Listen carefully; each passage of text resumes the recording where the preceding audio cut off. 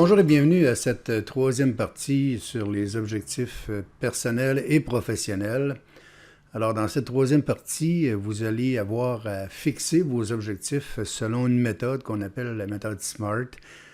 Vous allez avoir également à faire le planning de vos objectifs, c'est-à-dire déterminer à quelle date ces objectifs doivent être réalisés, déterminer également quelles sont les ressources que vous aurez besoin d'avoir, ressources matérielles, ressources financières ou même ressources humaines, et déterminer également quelles sont les tâches qui seront réalisées pour atteindre les objectifs fixés. En dernier, nous allons regarder quel sera le chiffre d'affaires requis pour vous permettre, bien sûr, de payer vos dépenses d'affaires, payer vos impôts également, mais avoir suffisamment de revenus pour pouvoir réaliser vos objectifs personnels et professionnels et vous permettre également de maintenir le train de vie que vous avez actuellement. Alors, lors du dernier exercice que vous avez eu à faire dans la deuxième partie, vous aviez à prioriser un rêve par secteur d'activité. Alors, on se rappellera qu'il y a 9 secteurs d'activité qui vous ont été proposés. Dans chacun des secteurs, vous aviez identifié des rêves. Et ici, par exemple, vous avez dans le secteur carrière, par exemple, vous avez plus d'un objectif. Vous pourriez avoir comme objectif d'obtenir votre permis pour faire de l'immobilier commercial. Vous pourriez avoir comme objectif d'ouvrir une succursale dans un certain secteur ou de faire 150 000 de chiffre d'affaires dans l'année. Alors, vous pourriez avoir plus d'un objectif. Ici, on vous demandait de prioriser un objectif par secteur. Et puis, aujourd'hui, ce qu'on va faire, c'est qu'on va prioriser davantage. On va choisir parmi ces 9 rêves que vous aimeriez voir se réaliser, qui sont prioritaires. Bien, on va en choisir 3 sur lesquels on va se concentrer véritablement, qui vont devenir les 3 objectifs prioritaires pour les 12 prochains mois. Ces objectifs devraient être très motivants. Ça devrait être une source d'énergie véritable. Alors, c'est important là, de savoir qu'on est en progression vers l'atteinte de nos objectifs et que ces objectifs vont nous apporter une meilleure qualité de vie, une plus grande satisfaction de soi et de sa vie. Alors, on se rappelle qu'on a mentionné également que le succès en affaires était avant tout une question de décision, puis d'organisation et d'action. Alors, la partie décisionnelle, c'est aujourd'hui, en grande partie, vous allez le faire par la fixation des objectifs. Alors, le succès en courtage immobilier se définit par l'atteinte des objectifs personnels et professionnels à l'intérieur d'une certaine période. Ces objectifs peuvent être de différentes natures, mais ultimement, ils devront être déterminés en termes de niveau de performance à atteindre et de chiffre d'affaires. Je voudrais, avant qu'on entre plus profondément dans la priorisation des objectifs, ceux qu'on veut véritablement réaliser, vous rappeler un peu certains éléments qui viennent principalement de la psychologie positive. Alors, quand on parle de psychologie positive ici, on fait référence à une branche de la psychologie traditionnelle. Alors, c'est scientifique ce qui est amené ici comme information et puis l'atteinte des objectifs ou la fixation d'objectifs en psychologie positive, c'est un élément extrêmement important. Alors, la psychologie positive, en fait, c'est qu'on sait que la psychologie, de façon générale, a été utilisée et les psychologues se sont spécialisés pour régler des problèmes que les gens avaient. Alors, des problèmes de dépression, d'anxiété ou de peur. Alors, la psychologie s'est développée principalement autour de ça. Et à un certain moment donné, Martin Seligman, qui est probablement le père de la psychologie positive, permettez-moi l'expression, bien, a pris la tangente suivante, c'est qu'il s'est dit, oui, on analyse ce qui ne fonctionne pas vraiment chez les gens, effectivement, ça donne un bon coup de main, puis ça allait aider plusieurs personnes, mais si on essayait plutôt de focusser sur ce qui fonctionne chez les gens pour les amener à avoir une vie encore plus riche, encore plus satisfaisante et à tendre davantage vers le bonheur. Et puis, c'est ce qu'on appelle la psychologie positive. Et depuis 1996, bien, cette section de la psychologie a fait beaucoup de progrès. Il y a énormément de recherches qui ont été faites.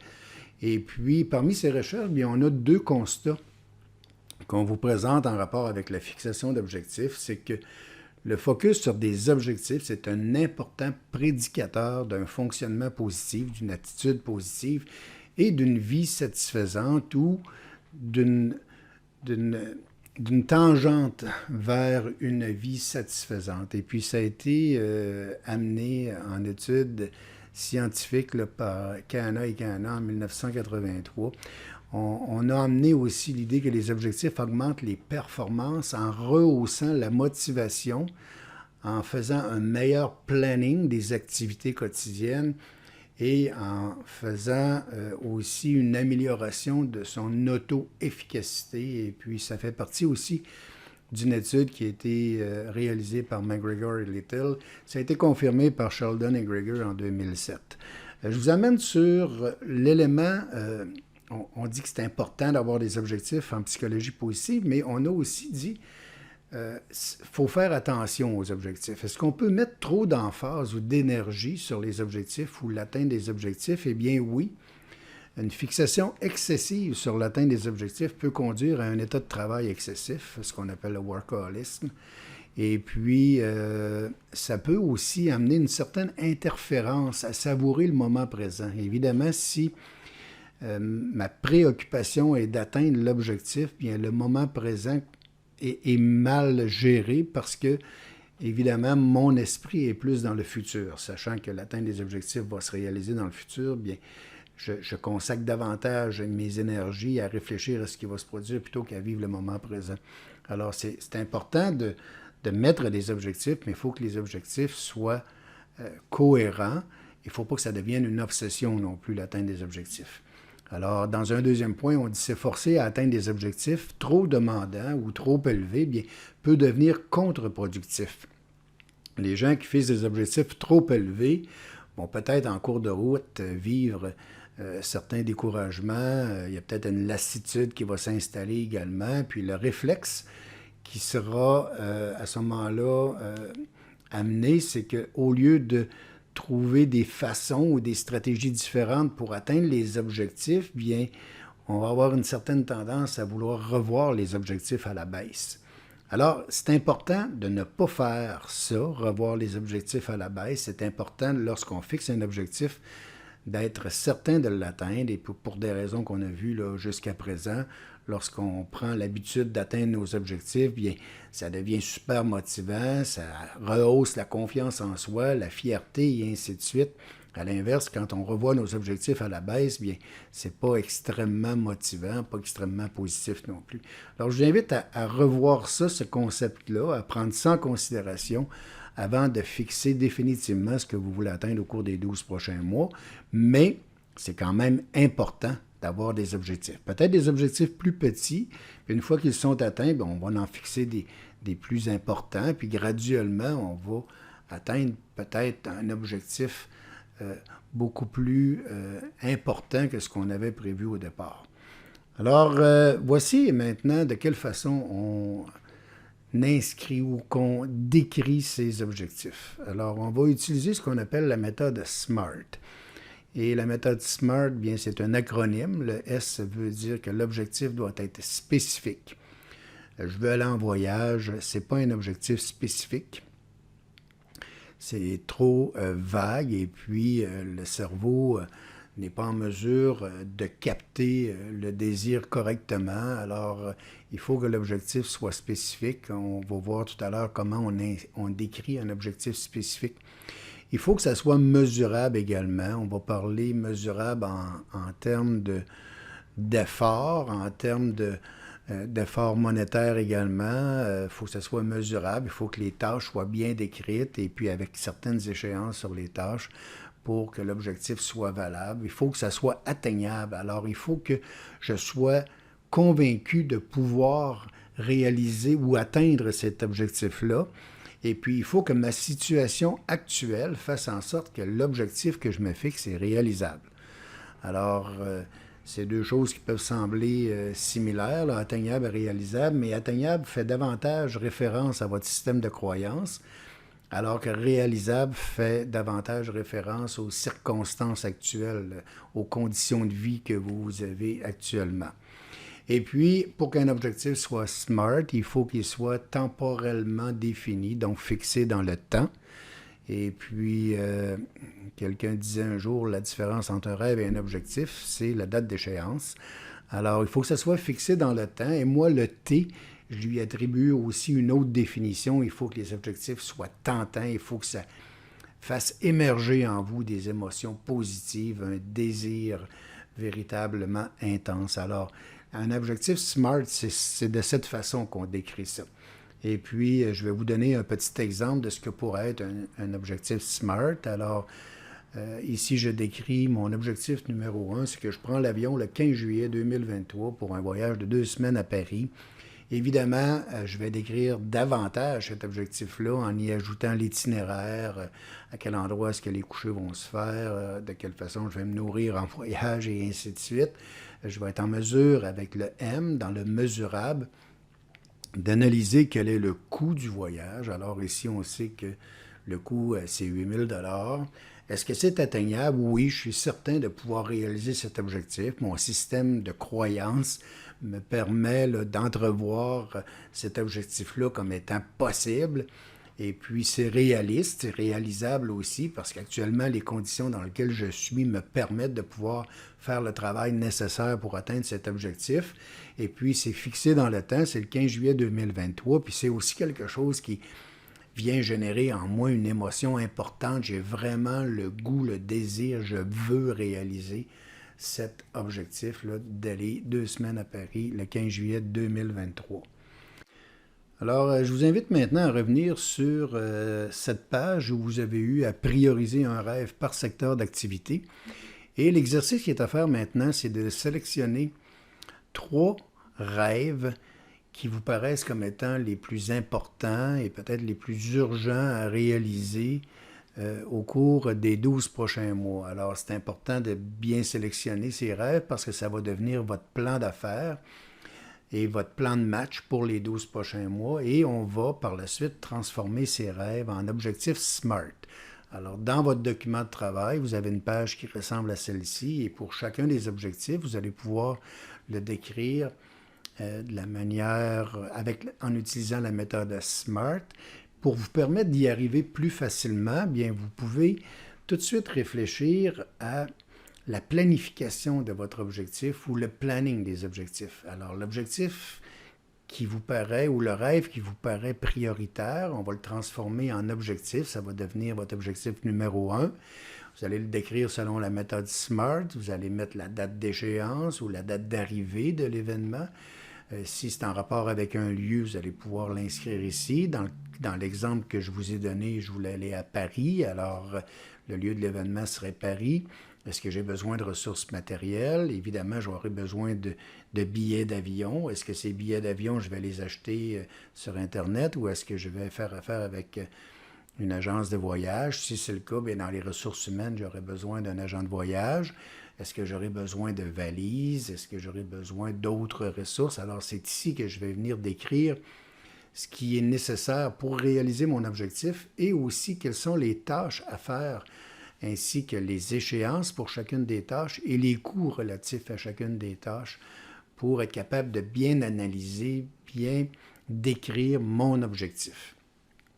Évidemment, au final, je vais être en mesure de déterminer quel est l'investissement requis. Dans le cas d'un voyage, bien, on a déterminé tout à l'heure que ça prenait 8 000 $ pour réaliser mon voyage. Je me suis servi d'une feuille semblable pour arriver à déterminer que ça allait coûter 8 000 $. Et puis, si j'avais eu, par exemple, comme objectif d'acheter une voiture, bien, peut-être que j'aurais eu à mettre un investissement de base, par exemple, mettre 4 000 $ en mise de fonds et puis avoir un montant mensuel supplémentaire à payer de 500 $ par mois, par exemple. Alors, on a 2 types de dépenses qui peuvent être reliées à un objectif. C'est soit un investissement unique ou soit un investissement mensuel. Même chose si vous décidez d'acheter, par exemple, un chalet sur le bord d'un lac, bien, vous allez peut-être avoir besoin de 25 000 de mise de fonds. Je donne un exemple, bien sûr. Et peut-être que vous allez avoir un investissement mensuel par la suite de 1 000 $ par mois. Alors, c'est de cette façon que j'arrive à déterminer quel est l'impact d'un objectif sur ma situation financière et sur le revenu que j'aurai à générer pour réaliser cet objectif. Alors, pour déterminer ce revenu, je vais me servir du tableau suivant ou de l'exercice suivant. Alors, comment est-ce qu'on arrive à déterminer le chiffre d'affaires requis annuellement, le chiffre d'affaires idéal annuellement à générer avec mes activités de courtage immobilier? Bien, d'une part, il faut que j'aie une idée assez précise de quel est mon budget mensuel. Alors, dans le cas présent, on voit que la personne a besoin de 3 000 net par mois, c'est-à-dire que l'impôt est payé, c'est-à-dire 36 000 par année, c'est le minimum là, pour maintenir le train de vie actuel. Cette personne s'est fixé des objectifs. Elle veut aller faire un voyage en Europe qui va coûter 5 000. Ce voyage va se réaliser dans un an. Donc, on a un investissement unique ici de 5 000 La personne veut également faire une épargne mensuelle de 500 et faire l'acquisition d'une nouvelle voiture qui va lui coûter 333 de plus, probablement que le paiement qu'elle est en train de faire actuellement. Alors, on voit que les objectifs ont un impact majeur sur le revenu à générer. Et puis, on passe de 36 000 à 51 000. On ajoute 15 000, soit 5 000 pour le voyage en Europe. Et puis, 833 par mois qui me donne un 10 000 annuel pour mon épargne et pour la nouvelle voiture. Donc, il faut que je génère 51 000 de revenus nets. Pour arriver à générer 51 000 de revenus nets, je vais devoir aller chercher un revenu avant impôt de 85 000 Comment j'y arrive? C'est que je prends le 51 000 et je le divise par 60 considérant que j'aurai un impôt moyen d'environ 40 sur mon revenu. Donc, à partir de 85 000, si j'enlève 40 à ce 85 000, il va me rester mon 51 000, qui est le montant nécessaire pour réaliser mes objectifs et maintenir mon train de vie actuel. À ce 85 000, bien, je vais devoir ajouter des dépenses d'affaires. Et ici, on parle d'à peu près 25 du chiffre d'affaires global. Donc, si j'ajoute un 25 000, bien, ça me donne un 110 000 de chiffre d'affaires idéal à générer cette année.